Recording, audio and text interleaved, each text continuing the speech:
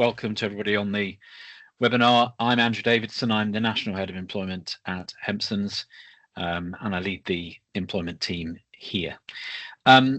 So just a few words before I begin on the substance of the session. I'm reminded when I was putting this together of the Donald Rumsfeld quote about known unknowns and unknown unknowns and so on. And I have to say at the beginning that I had hoped optimistically that we might have a few more known knowns at this point. We might know a little bit more detail about what the government planning for employment law changes. But most of the position that we're in at the moment is what might be described as the known unknowns or the unknown unknowns, because there's a great deal of uncertainty about exactly what the proposals will look like when they're implemented in relation to changes in employment law. But having said that, we are waiting for a number of pieces of draft legislation, and we do have a fair idea of what that legislation is going to look like and what the changes are going to be in the months and the years to come. I think most employment lawyers are agreed that we are likely to see the biggest change in employment law and labour relations for a very long time. People say in a generation. I think the closest we can come to significant changes like this probably go back to 97 with the Blair government, but even then, actually, objectively, I think this government's plans for employment law are probably more significant even than the 97 Blair government. So with that in mind, there's a few things to look at when we're trying to predict what's going to happen. There are a few places to look. The obvious place is the starting point is a Labour manifesto. So if you go back to look at the Labour manifesto, there is a commitment to implement in full a document they produced, a green paper called the Plan to Make Work Pay. So that commitment's there. So the manifesto was committed to introducing these elements, and I'm going to talk about some of those shortly. And then on top of that, the obligation, the requirement rather, to implement this by way of two pieces of legislation in particular was set out in the King's speech on the 17th of July. So there are going to be two pieces of legislation to start with. One is the Employment Rights Bill, and the other is the Equality, Race and Disability Bill. So those two are definitely going to happen. We're going to see those pieces of legislation in draft form fairly soon. So the government was committed to laying down legislation within 100 days, which would take us to the 12th of October. We understand that, in fact, certainly for the Employment Rights Bill, that's likely to come out by the 4th of October, so fairly soon, the next few weeks. And we don't know, of course, what's in that, but if you look at the King's Speech background briefing paper, and there's a link on the slides that we're going to send out to you after this session, if you look in that background briefing paper, we have a fair idea of what's likely to be in the first tranche of legislation. So if you think about it in two ways, in two parts, there is legislation that's likely to come in fairly shortly, or at least laying down fairly shortly, which will be covered off in the Employment Rights Bill and the draft Equality, Race and Disability Bill. And then there are other changes which are a part of the Labour Party's commitment, but we will see when they're implemented. So this webinar deals firstly with the things that we think are likely to be implemented fairly soon, or at least in draft form fairly soon, and then slightly more speculatively, things that appear in the Plan to Make Work Pay but don't appear in the briefing paper for the King's Speech. So there's a little bit of reading the runes, and we may well be surprised when the Employment Rights Bill gets published. It may well be there's further elements to that, but at the moment we have a fair idea of what we anticipate will be in both pieces of legislation. So what has been committed to then? Well, first starting point is in relation to 0 hours contracts, and the commitment broadly by this government is to end what's described as one-sided flexibility. And so it's worth thinking about where we currently are, because 0 hours contracts have been a source of discussion and contention in some ways, not just with the Labour Party in opposition and now in government, but also with the previous administration. And so the current position on 0 hours contract is that there is a ban, or rather they're not enforceable, on exclusivity clauses. That was introduced in the Small Business Enterprise and Employment Act 2015. So if you're on 0 hours contracts, there can't be an exclusivity clause. Part of the challenge with that is exactly what an exclusivity clause means. And as far as I can see, I did some research before. I don't think there's any tribunal guidance on it from case law. So it's not very clear what that actually meant in the 2015 prohibition, but it's certainly there. So that's the current position. And there was going to be a piece of legislation called the Workers' Predictable Terms and Conditions Act 2023, which was going to be enforced fairly shortly. It was intended to be put in place in September, October this year. But the government has said already in the last few days that they intend to scrap that piece of legislation. So what that would have done was give people on all types of contracts the opportunity to make a request to make their terms and conditions more predictable. And as I say, that was intended to come into play. It's not going to come into play now, primarily because the government's intending to go further and to introduce further protections, which I'll talk about in a second. So that's where we are currently. There are some rules around 0 hours contracts, but frankly, not very much. And the rules that we do have are not particularly clear in terms of application. So the government's intention is to, in their words, ensure that all jobs provide a baseline level of security and predictability by primarily doing two things. Firstly, banning exploitative 0 hours contracts, and I'll come back to that in a moment. But secondly, ensuring that workers have the right to a contract that reflects the number of hours they regularly work based on a 12-week reference period, and to be given reasonable notice of any change in shifts or working time with compensation that's proportionate to the notice given for any shifts cancelled or curtailed. Now, all of that's a bit of a mouthful, and there isn't very much to clarify exactly what that means in practice. So that's the commitment. So I've set out what the commitment of the government is in terms of 0 hours. But until we see the exact pieces of legislation that are going to enforce this, it's very difficult to know how it works in practice. So just looking at banning exploitative 0 hours contracts, the position of the Labour Party in opposition shifted a little bit. At one point, there was a strong suggestion that all 0 hours contracts would be banned. I think going back to the Matthew Taylor report and other pieces of research and so on, they concluded that banning all 0 hours contracts would be too draconian. With 0 hours contracts, and it's something that we experience and we see, and I'm sure some of you do. With some 0 hours contracts, it's more the individual that wants a 0 hours contract rather than the employer imposing it upon them. So there needs to be some flexibility, it seems to me, with allowing 0 hours contracts. So the question then is, what does exploitative mean? If you're going to ban exploitative 0 hours contract, what does that mean? And this is a really key piece of the legislation when it comes out in draft form. So what does that mean? We don't know. We can speculate about how exploitative might be defined. So, for example, I've suggested there, maybe that would include a clause in a contract saying that the worker is expected to accept work when it's offered, regardless of whether they're able to or not, or that the worker is expected to be available for work. Both of those obligations, if they were in a 0 hours contract, arguably might be outlawed already under the exclusivity provisions that were introduced in 2015. So quite how exploitative is going to be defined is open to question. We don't know. But that's the direction of travel. So that's 0 hours contracts. The next big thing, so as I said at the beginning, these are things which we strongly anticipate will be part of the first tranche of legislation. So expect these to come out with the draft bill. So second thing then, so we looked at 0 hours contracts. Secondly, dismissal and re-engagement, or fire and rehire, as it's more commonly known. Just looking at the current position on that, again, it's an issue that's been discussed extensively in the HR press and the employment law press over the last few years.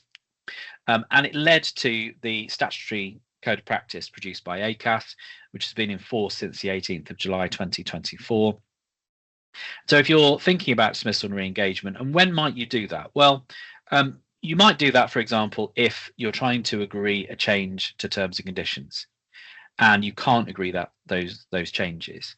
In that situation, there's a number of things you could do. You could impose the change, but that's not always effective. And so in many cases, you might get to the point where if you can't reach agreement with your workers, you will dismiss and re-engage. So this is what we're talking about when we talk about fire and rehire. So the ACAS code is only a legal requirement in the sense that it can be taken into account by tribunals. It doesn't have its own particular status like any statutory code, but it is something tribunals will have regard to. And if you haven't looked at that, I suggest you have a look at it already, because that is currently in force. But it contains things which I suppose are fairly predictable in terms of disciplinary engagement. Things like saying it should always be a last resort. For most employers, it is a last resort, because the idea of dismissing a whole group of employees and bringing them back on new contracts is difficult, because not least it gives rise to potential unfair dismissal claims. So it should be a last resort. You should consult, and again, there are collective consultation obligations if you're doing it for 20 or more. There is a requirement to contact ACAS and have a discussion with them. That's what the code says. You shouldn't threaten employees, a good rule for life, a general rule, but certainly in the context of fire and rehiring. And you should explore alternatives. So these are all things that employers should be doing at the moment if they're considering dismissal and re-engagement. It had been proposed, and in fact, I've seen some websites that say it's already in force, but it's not. Had been proposed that tribunals could uplift award in any unfair dismissal case, for example, if you hadn't followed the code. Technically, that's not the case because of the timing. So this was intended to be enforced, but because of the general election, it wasn't. So at the moment, the statutory code doesn't have the ability to give tribunals the powers to uplift if it's not followed by up to 20%, 25%. But we'll see whether that gets enforced at some future point. But the key thing is we have that statutory code of practice. This government has said that it intends to go further on dismissal and re-engagement, and their position is that the existing statutory code doesn't go far enough. Likely, although we don't know for sure, but it's likely that it's going to be replaced at some point. And the bigger commitment, though, in the plan to make work pay is to end fire and rehire as a lawful means of changing terms and conditions. But, and this is a significant but, the plan accepts that there are situations where businesses could restructure, in other words, could fire and rehire, where there's genuinely no alternative. So it's not an outright ban on dismissal and re-engagement. It's a ban, but with an exception, which is where there's genuinely no alternative. And what the plan says is you must follow a proper process based on dialogue and common understanding between employers and workers. And it's likely, as I say, that there will be a new statutory code. So what do you take away from that? Well, clearly there's going to be more restrictions on when you can dismiss and re-engage. There's going to be more in terms of the process that needs to be followed, but it is still likely to be an option for employers, which is a great relief, because there will be circumstances, albeit that they may be exceptional, but there will be circumstances where employers are faced with no real choice but to fire and rehire if they want to impose, or rather put in place, new terms and conditions. So let's see what that looks like, but that's certainly the intention as it stands. One of the big news stories from all these proposals, there are a number of things that have gathered interest in the press, and one of them is what we would describe as day one rights. So the intention is that there would be a number of things which all workers get on day one. And I'll talk about those in turn. Just pause there for a second, because the legislation is likely to say, we think, all workers. And the reason that's important is because, particularly in relation to unfair dismissal, at the moment, the only ability you have to bring an unfair dismissal claim is if you're an employee. But just hold that thought, because I'm going to come back in a moment to changes which will take longer to implement, we think, in relation to employment status. So let's just deal with the day one rights to begin with then. So what's likely to be in the employment bill? Well, likely to be three changes. One is parental leave from day one. Now, bear in mind, that's not parental pay, that's parental leave. So you'll be able to take parental leave from day one. Secondly, sick pay, SSP, from day one. At the moment, although not employers enforce it, but there is a 3-day waiting period. That's likely to go. Well, it is going to go by all accounts. So you'll have a day one right to sick pay. And probably most importantly and consequentially, the right to bring an unfair dismissal claim from day one. So at the moment, as most of you will be aware, there is a requirement for 2 years continuous service to bring in what I describe as an ordinary unfair dismissal claim. And so if you are claiming that you were also discriminated against, or that you were dismissed by reason of your whistleblowing, or by reason of, for example, being a trade union representative, you don't need that 2 years continuous service. But for everybody else, you do need the 2 years continuous service in order to bring a claim. The proposal is that that will be removed.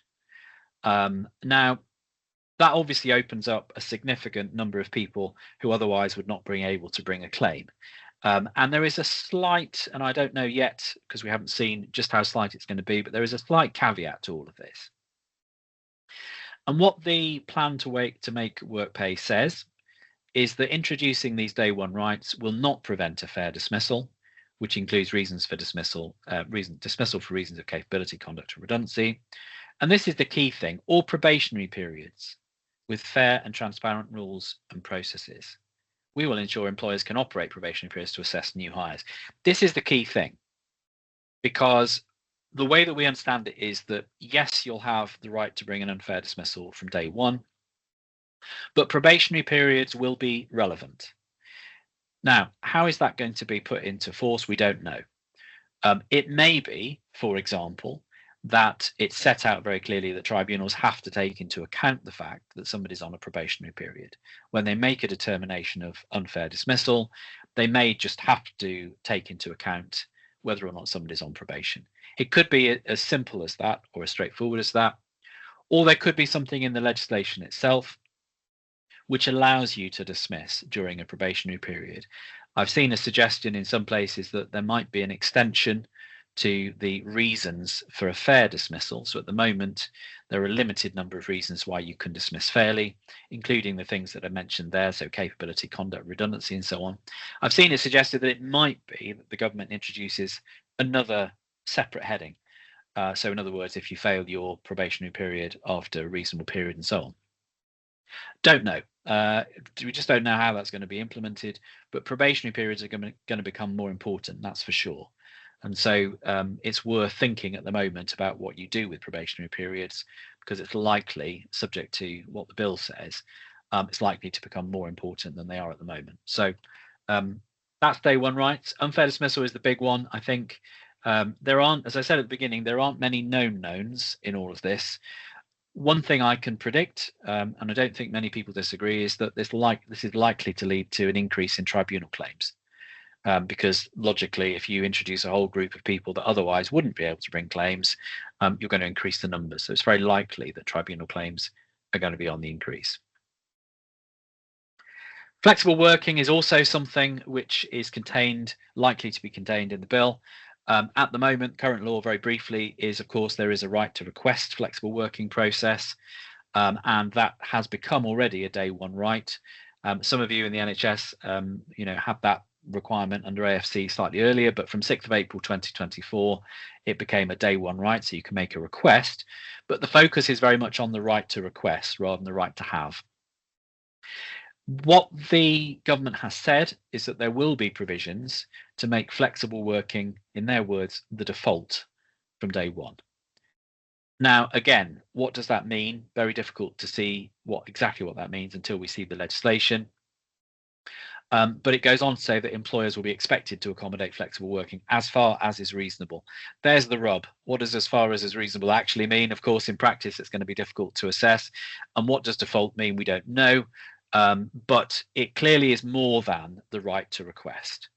And it could well be, and I think this is probably more likely than not, that when faced with a request for flexible working, at the moment, there are a whole variety of statutory reasons why the employer can refuse any request.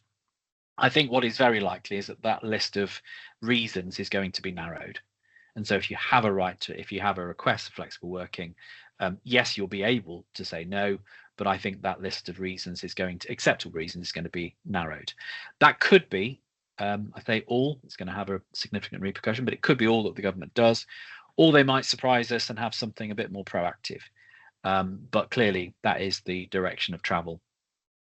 And again, for those in the NHS and probably other sectors as well, That's already set out in the people plan, that flexible working will be the default. So no surprises there for those people anyway in that sector, but certainly that's going to become a statutory position in some form. Family-friendly rights are also going to be changed. Again, we have a reasonable degree of confidence these things are going to be introduced. And the first thing is to build on an existing protection, which is to make it unlawful to dismiss a woman who's had a baby for 6 months after her return to work. So that's the starting point. There's going to be additional protection. Except, again, it's all in the caveats, isn't it? It's all in the exceptions, except in specified circumstances. At the moment, we don't know what those circumstances will be. So there will be some ability on employers to dismiss within that 6-month period, but we don't know what that's going to look like. You can speculate, and we need to do that to an extent, but you would imagine that that might be where there's a genuine redundancy, for example, or where there's some clear statutory reason why the individual needs to be or should be dismissed. So difficult to say how that's going to look, but there is an increase in protection. Parental leave, I mentioned, is going to be a day one right. And on top of that, there is going to be, and this is something that isn't in the King's Speech, it's a slightly longer term prospect, but there is going to be a review of the way that parental leave works at the moment. So it's likely to be in year one that there's going to be a review of how it works, but the only obligation that's going to change is to make it a day one right. Again, something that's been talked about for a long time and is not in the King's Speech, but is in the plan, the Green Paper, is to look at clarifying and extending to all workers bereavement leave. And so, again, many of you will have policies dealing with bereavement leave and how that works. There may need to be some changes to that depending upon the way in which this clarification comes out. But again, very limited ideas about what that might look like. Similarly, there's an obligation, and this won't be in the short term, but there's an obligation to look at the system of carers leave. And there is the possibility, and I don't put it any stronger than that, there's a possibility of making it paid. So it could become paid carers leave, but the government has been very clear in saying there's no commitment to that. That's something they will explore when they review how the current system works.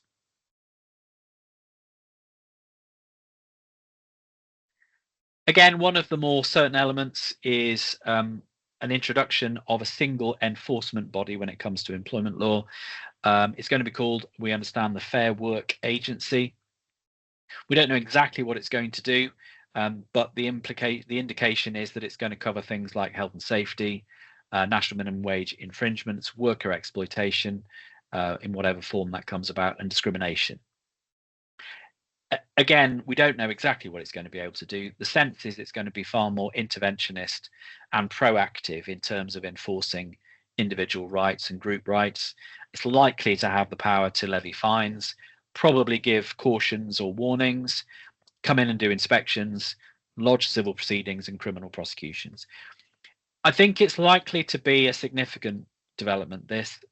We don't know quite how that's going to look, but it's likely to pick up some of the current powers that rest with bodies like the Health and Safety Executive, potentially the Qualities and Human Rights Commission, and it will be in one place. I mean, there is a direction of travel seemingly from the government's commitments, which is to move slightly away, as you would expect, I suppose, but move slightly away from the enforcement by individuals of their rights towards a more collective approach. And so we anticipate the Fair Work Agency will be more interventionist, will be trying to enforce group rights, if I can put it that way, rather than relying upon individuals to do it themselves through the tribunal or otherwise. Speaking of which, employment tribunals are definitely going to be busier, I think, in my view, following the changes that are likely to come in here. There are some changes to the way that tribunal claims are going to be allowed to be brought. Most significant is the time limit. So at the moment, most employment tribunal claims have to be brought within 3 months. There are some exceptions to that. So, for example, statutory redundancy pay, you can bring a claim up to 6 months after your dismissal. But most employment tribunal claims have to be brought within a 3-month period. The commitment rather is to extend that for all to 6 months. So at the moment it's 3 for most, the obligation seemingly will be the requirement rather will be 6 months rather than 3. That in itself poses some challenges, I think, for employers, particularly given the tribunal backlog. So I'll come back to that before I finish, but there is a tribunal backlog. So if an employee goes, you can't be confident that there's no claim coming in as a result of that for quite some time. Because if you think about it, the employee has 3 months from dismissal. Even if they get their claim in, reasonably soon after dismissal, the tribunal is going to take a while to process the claim. You may not hear about that claim for 5-6 months, could be longer. In some cases, it could be more than that. So there's a period of uncertainty for employers, and this is only going to increase that uncertainty because in reality, it could be up to a year, I think, probably at current backlog before you hear there's a tribunal claim. So that will have repercussions for you all, I suspect. Things that might happen, we don't know for sure, these are not so committed, but the things that might happen, potentially tougher penalties on employers who break the law and who don't comply with tribunal orders. That's been touted as a possibility. Also, the potential for more personal liability rather, for company directors. Not clear whether that's still going to happen. And one thing that really did cause some concern, I think, from HR professionals and employment lawyers was a proposal at one point that the current cap on compensation for ordinary unfair dismissal would be removed. So the current position is that if you bring a discrimination claim or a protected claim of some sort in relation to dismissal, there is no statutory cap on your ability to be compensated in the employment tribunal. But for an ordinary unfair dismissal claim, there is a cap, which is either the statutory cap or your year's salary, gross salary. With that removal, that would seem to me to almost certainly increase significantly the costs for employers if defending an unfair dismissal claim. Now, I don't want to set too many hairs running because that hasn't been set out very clearly in the commitments. It may be off the table, at least for now, but it is something that might come back. So be aware that's something that was touted. One of the biggest problems with the increase in tribunal claims is that there hasn't been, as far as I'm aware, and if anybody knows differently, by all means contradict me, but there's been no express commitment to increase resources to the courts and the tribunal system. And that's something that was noticeably missing from, I think, all of the parties' manifestos and all of the parties' commitments prior to the election. We do have a position at the moment where the tribunals are struggling, it's safe to say, to deal with the amount of claims that they currently have. With a significant increase in tribunal claims in the next 6 months, year, 2 years, that's going to be even more apparent. And so it may well be that this government will provide more resources to tribunals, but without that, I think the system is going to be even more under pressure. Trade unions also are a certain part of the legislation. The King's Speech refers to updating legislation and removing unnecessary restrictions on trade union activity and so on. That is going to happen. There's no question that changes are going to happen in the trade union area. 2 things for sure. They're going to repeal the Trade Union Act 2016, which in brief form had a variety of restrictions on industrial action. So requiring a longer period of notice, for example, for industrial action, having a higher ballot threshold in some cases, restrictions on picketing, and also an expiry on the mandate for industrial action. So if you had a successful ballot and you were intending to take industrial action, broadly speaking, you've got 6 months in which to follow through on that mandate and take action. After that, with some exceptions, the mandate expires and you can't rely upon the ballot. They're going to repeal those provisions. So all those things are going to go. And the other thing that's going to go is the Minimum Service Levels Act, which was introduced in 2023, which gave powers to government to impose minimum service levels in some sectors, which in effect would prevent industrial action from those sectors taking place. That's going to go as well. So both of those pieces of legislation for sure are going to be repealed. What's going to replace it? Well, again, most of this in fact is unclear, but there are some things which are likely to be introduced. Electronic balloting in trade union ballots for industrial action, likely to happen. Simplifying the statutory recognition process. So for many of you on this webinar, you will have recognised trade unions and you won't have gone through the statutory recognition process. But I can tell you that it's a very long process and it's a complicated process, and both employers and unions are not keen on it. The idea is that it's going to be simplified. We don't know yet what that simplification is going to look like, but if you're not yet unionised, or if parts of your organisation are not unionised, this may well be something which makes it easier for trade unions to get statutory recognition. There's also going to be an express right for trade unions to access workplaces. At the moment, there is no right, so you don't have a right. If you've got a recognised trade union, of course, you will allow them onto your premises. But the right's likely to be much wider, to allow trade unions generally to come on your premises, to encourage membership, to talk to workers and so on. The devil may well be in the detail of that. We'll see what that says, but there is going to be some right of access for recognised trade unions. Employers will also be obliged to inform and remind employees on a regular basis of their right to join a union. Now, again, for those that have recognised trade unions, that's probably not a huge stretch, because you, as part of an induction process, probably tell employees that they have the right to join a union, but there's going to be an express obligation on employers to do that by the looks of it. We don't know exactly what the next two bullet points are going to look like. There is a reference to ensuring there is sufficient facilities time for trade union reps, and the right for time for representing those facing discrimination, inequality issues in particular. Don't know what that means in practice. Don't know whether there's going to be some specific time period and so on. At the moment, it's about reasonableness. That might be strengthened. That's the implication. And similarly, strengthening rights of trade union reps against unfair dismissal and so on. Trade union reps are protected at the moment. There may be some gaps in that protection, but from my perspective, at least, they are fairly well protected in terms of discrimination and action taken against them. So it remains to be seen what the additional rights are going to be. If indeed there will be additional rights, it may just be that there's further guidance on how they're to be interpreted, but that's where we are at the moment. So don't know if that's going to be in the Employment Rights Bill, but likely at least some of those things will be, I suspect.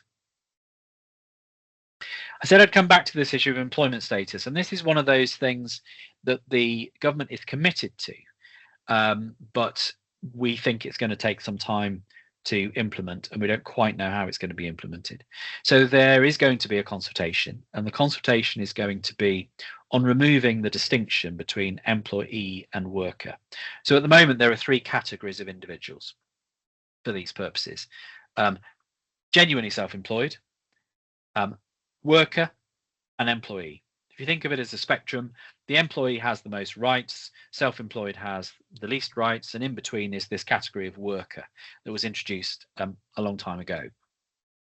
The intention, at least, is to remove that distinction between employee and worker, so that you'd end up with only two categories: workers and the genuinely self-employed. And on top of that, there is an intention to strengthen rights for self-employed people, so the right, for example, to a written contract, strengthening the ability to pursue for late payments, and extending some health and safety and blacklisting protections for self-employed people. But the big news in all of this is the potential for removing that distinction, because immediately it would increase the number of rights given to people that otherwise would be workers, not employees. It's also going to have an impact on the tax position. Unclear exactly how that's all going to work through, but there we are. So that's not been listed in the background paper for the King's Speech. We don't think there's going to be anything in the Employment Rights Bill to cover this. We think it's more likely to be open to a longer period of consultation, and I think it's likely to take years rather than months to implement this, because there are all sorts of implications, not just employment law implications, but tax implications as well. And it's going to be substantial. And as I mentioned earlier on, if there are day one rights for all workers, that of course would then include everybody that's in this new category of worker rather than worker employee. So increased cost, likely, increased litigation, likely, I think, because the battle will then be about whether you're a worker or genuinely self-employed, and also likely to be a further administrative burden. So there we are. Not going to be in place, I don't think, for some time, but we'll see how that progresses. On the discrimination, diversity, equality and inclusion front, there are a number of changes proposed. Again, these are not set out clearly in the bill, so we don't know exactly how all this is going to work, but these are the sort of direction of travel. There's going to be statutory rights for trade union equalities representatives. That's in the plan. We don't know what those rights are going to be and how they're going to differ, if they will, from ordinary trade union rep rights. I don't know, unclear. On gender recognition, they've said that they intend to modernise the current recognition provisions whilst keeping the need for gender dysphoria diagnosis. There'll still be an element of diagnosis in it, but it's intended to simplify it. And they've committed to maintaining, where there are single sex exceptions, that to maintain in the Equality Act, to maintain those exceptions. But beyond that, we don't know very much. In terms of harassment, then, both third-party and sexual harassment, the intention is to reintroduce third-party harassment protection. It's not there at the moment.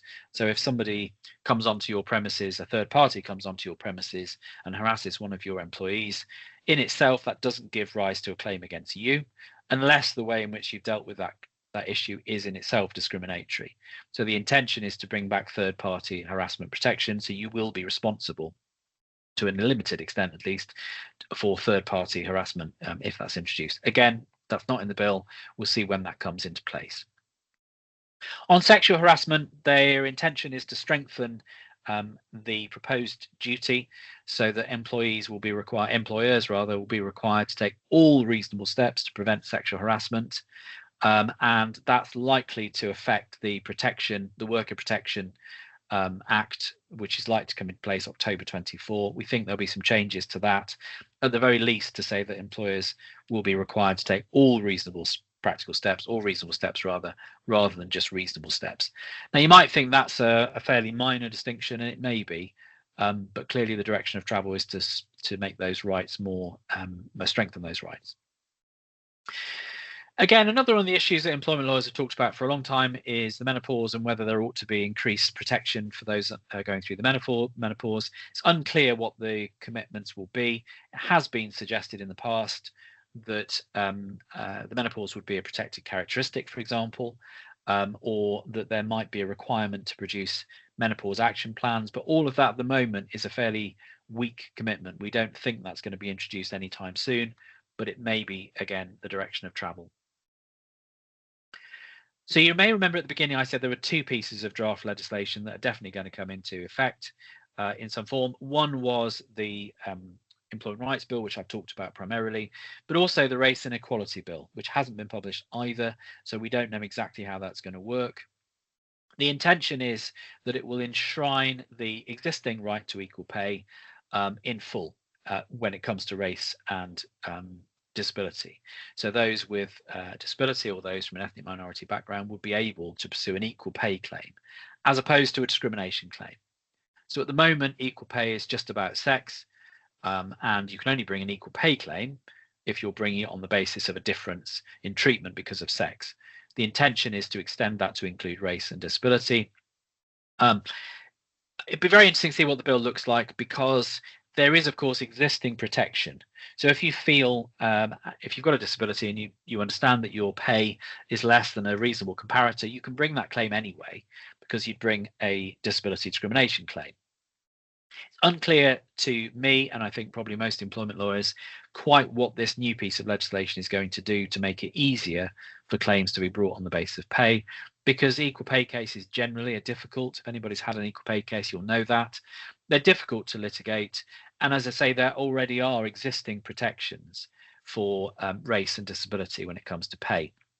So we'll see how that goes. It will be subject to some sort of consultation, and it may be that there are additional rights that are going to be given, but it's difficult to see quite how that works to increase the amount of rights that employees have in these circumstances. And then the other part of it that we think is going to be introduced is mandatory ethnicity and disability pay reporting for employers with 250 or more employees. This had been considered previously by the Conservative government, but they reached the conclusion that it was all too complicated to do a reasonable comparator and so on, and so they abandoned that. But this is a commitment from this new government. For those in the public sector, particularly the NHS, this won't come as a huge increase in work, because already there's work being done on looking at the ethnicity pay gap and the disability pay gap. So for the public sector in particular, I don't think it's going to be a huge obligation, a huge increase in your obligations, but it remains to be seen how that works in practice.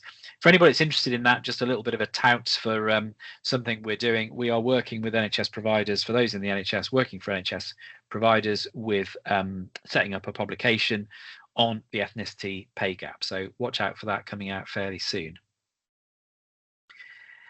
Again, one of the pieces of proposed legislation which has caused a great deal of debate, and the final thing that I wanted to talk about before opening to questions, was the right to switch off.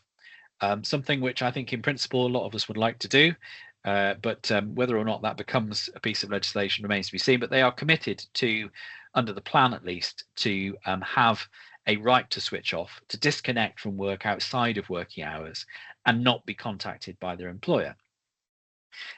It would be similar, we think, to existing models in all sorts of places, mostly in Europe, but in Ireland, Belgium, France, Portugal as well has a piece of legislation in place. So that's going to come in some form, but how is it going to look? And broadly, there are two ways to do it, seems to me. One is to have something which is close to the Irish model, which is not a statutory requirement that employees are given the right to switch off, but there is a code of practice. So it's not legislation, but there is a code of practice that can be used in tribunal proceedings. And so, if you think about the equivalent of like a constructive dismissal claim, if you think that you've had an unreasonable burden placed upon you, you might well also introduce into that claim the fact that you've been contacted by your manager out of hours. And in Ireland, at least, you can refer to the statutory code and say, look, this is a breach of the statutory code. But there is no separate right in Ireland to bring a claim on the basis of an infringement of the right to switch off. If you contrast that with Belgium, so that's one approach, having a code of practice. Belgium does have legal obligations. All employers with more than 20 workers are required to have a written agreement or work rules on disconnection, which is agreed through collective bargaining. So there does need to be a collective approach in Belgium to switching off.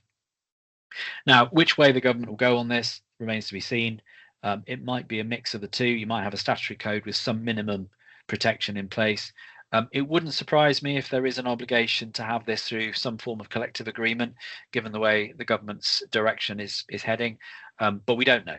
So we'll see. There's certainly going to be some consultation. I don't think it's going to be implemented anytime soon. But again, as I've said repeatedly, it is the direction of travel. So with that, we can open up to questions. Now, as Heather said at the beginning, we hopefully have some questions in the chat box. If you'd like to put your questions in the chat box, that would be great. Because we have so many people, it is harder to deal with it in any other way. But if you do have a question and you don't want to type it in the box, you can at least raise your hand and we'll do our best to, in the time we've got left, to come around to your question. So Heather, I think we do have some questions, don't we, in the chat box?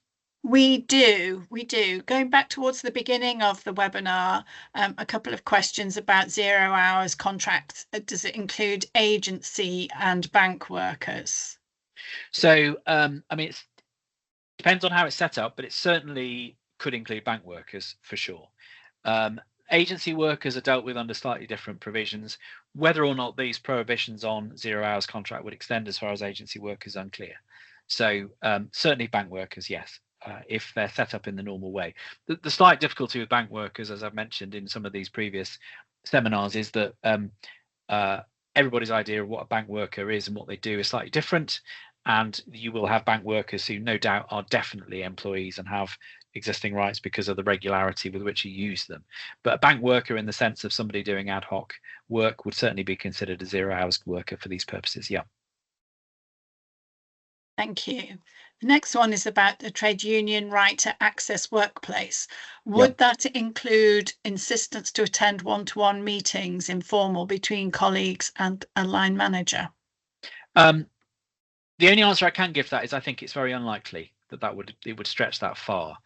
If you read what the government has said about this new right, and certainly in opposition, it's more about coming in to get membership and to be able to easily do what they currently do, which is attend formal processes, formal disciplinaries and grievance.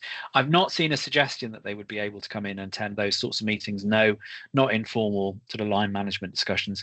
I would be surprised if it extends that far, but as I say, until we see the legislation, it's difficult to say, but I'd be very surprised if it did go that far. Yeah. Thank you. We've got one question about what is the difference between a 0 hours employed worker contract and a variable hours worker contract? I mean, not much is the short answer, but a 0 hours usually has a clear commitment that there's no obligation at all to give any work to the individual, whereas a variable hours contract usually will say, you know, we're not going to guarantee how much, but you guarantee to get something.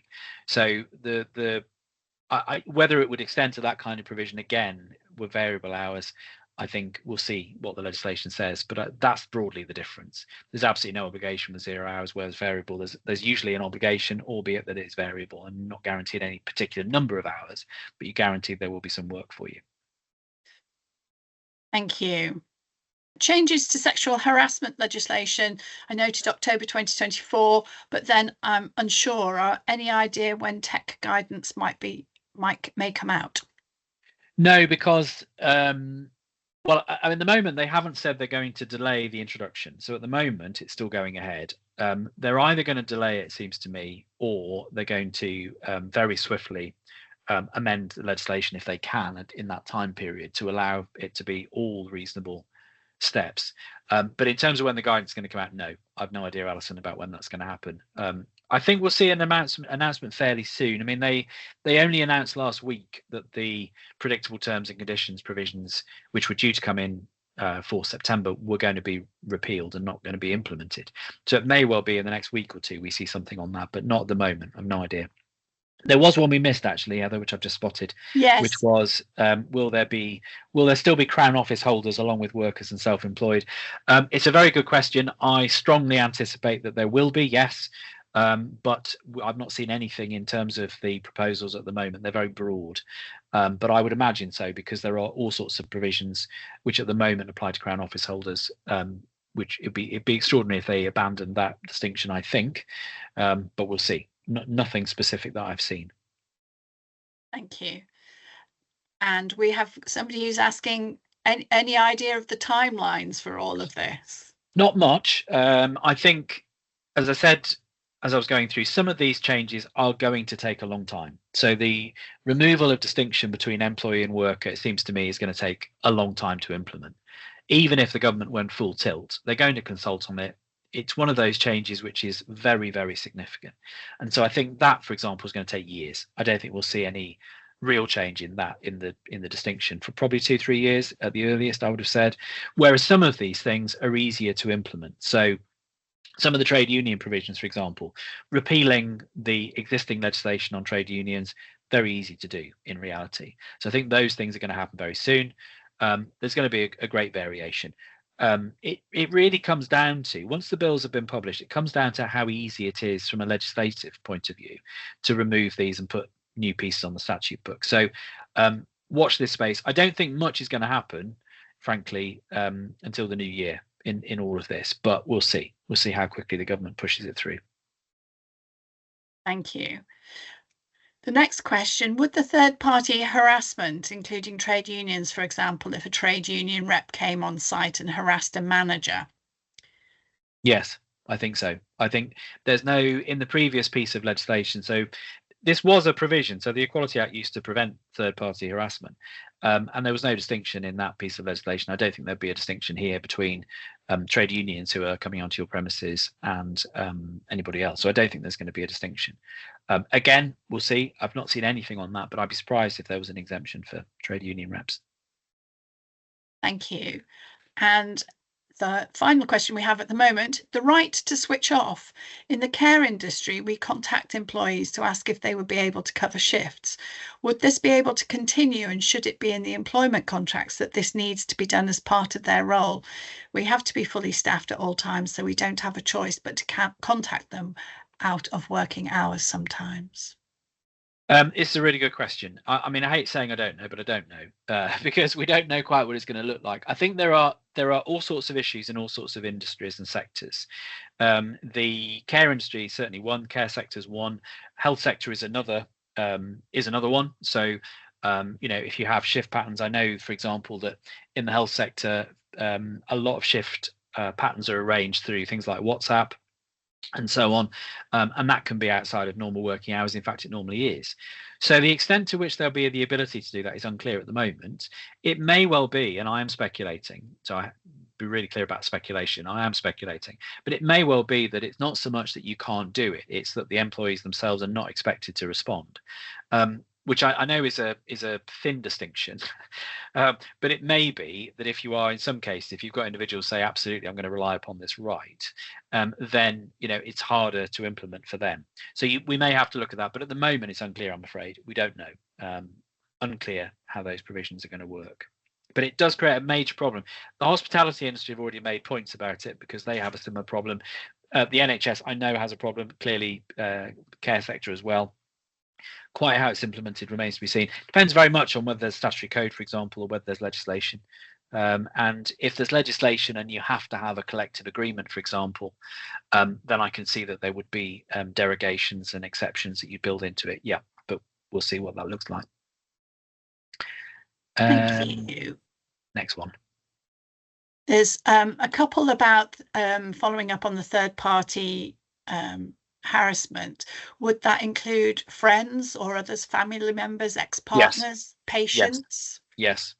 Yes is the answer to that. I mean, if they implement it without exceptions like it was last time, it would be everybody that's not an employee or the employer. So anybody that comes on your premises. Patients in particular is a tricky one. I had this conversation in a good session last week. I mean, what do you do with a patient that is making discriminatory comments? What do you do with a patient that behaves in a way that's inappropriate? That's not an easy answer, not an easy question to answer, is it? Because if you're still required to give care to that patient, then they stay on your premises, you do provide care to them. And it's not necessarily an easy option to say, well, if this individual, let's say this individual is making racist comments towards a particular member of staff, it's not necessarily an easy option to say, well, we'll just move that member of staff, because moving that member of staff in itself might be a detriment. So, I mean, you're exposing yourself potentially to a claim on the basis that the individual might say, or the staff member might say, well, I don't want to be moved. I shouldn't have to be moved from doing the job that I'm doing. It's something that I is helpful for my career. So it's always been a problem for employers in some sectors in how you implement it, but it certainly would extend to patients. So we're going to have to find some way of dealing with how that provision works when we see how it works in practice. Yeah, but it's there. It's a real problem. Yeah. Thank you. For care staff that work at night, we expect them to come in for training and meetings in the daytime with reasonable notice. Will this be impacted by any of these changes? Potentially, in terms of the right to switch off, but again, it's normal working hours, so you want to build something in to the contracts, ideally, to require employees to come in for training, so that it would be considered sort of normal working hours where necessary.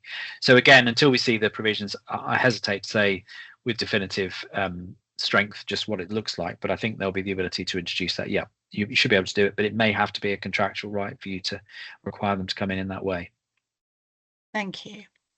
For variable hours workers, if they work routine and regular shifts, can the worker decide 1 week not to offer any hours? For variable hours, yes. Yeah, absolutely. I mean, if there are these arguments that come up with people that are on what we describe as variable hours contracts about whether or not their contract has significantly changed and they've become sort of permanent with regular hours. And if it's very, very regular, you could mount that argument, but generally speaking, it's a difficult argument to mount because you've got an express contract that says variable hours. So yeah, in short, I think you should be okay to do that. Thank you. A question about switching off. Would that include no contact in long-term sick cases? That would, if that were the case, then I think it would fly against all of the existing guidance on what you do in long-term sick cases. And again, it comes back to normal working hours. So just the fact that somebody's off sick doesn't mean that you would be contacting outside of their normal working hours. You contact them when they're off sick, and of course you've got to be sensitive and all the rest of it. But I don't think it would prevent that. No, because as long as you did it within their normal working hours, I don't think the right to switch off would have an impact on that. No. Thank you. Somebody comments that for third-party patients, mental health and mental capacity assessment may apply. Yes. In those cases. Yeah, absolutely. But you still have the problem of what to do with employees in those situations. So I think, yeah, absolutely, that's right. You still got to deal with the practicalities of what you do with somebody faced with discrimination by a patient. Yeah. Yes, thank you.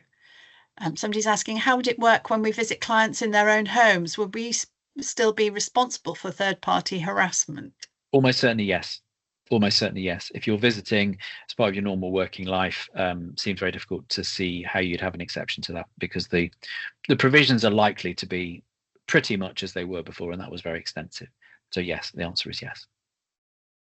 Can an employer decline a bank shift staff member's offer to work, even if the employee is ready and available to take the shift? Yes. I mean, depending on what sector you're in and what the rules are, I mean, there's often a question where you do that, where you say no. There's often a question about what payment, if any, you should have, because in some policies I've seen for bank workers, there is a policy that says, there is a provision that says, if we've booked you for a bank shift and then we decide cancel, 24 hours in advance, then we still pay you for it, or pay you a proportion. So, but subject to any contractual arrangement, yes, because the whole point of a bank worker, in principle at least, is ad hoc. And so we can change our mind as the employer. We don't need you. You can change your mind and say, I'm not turning up. But look at the provisions, because very often there is some financial penalty if you do it right at the last minute. But yeah, in principle, absolutely. Two final things for me. One is very happy for people to follow me on Twitter, or X as it is now. I would like to get to 1,000 followers, so that'd be great. And then the other thing is, and I will be putting out stuff on the employment bill. If you're not on our mailing list, please, if you're interested in this, join, because we will definitely be putting out a lot more information when we have it about these developments. It's one of the biggest changes, as I said at the beginning. So join our mailing list, and by all means follow me if you like to on social media, because we will be putting out a lot more material in the next few weeks, months and years. So thanks again.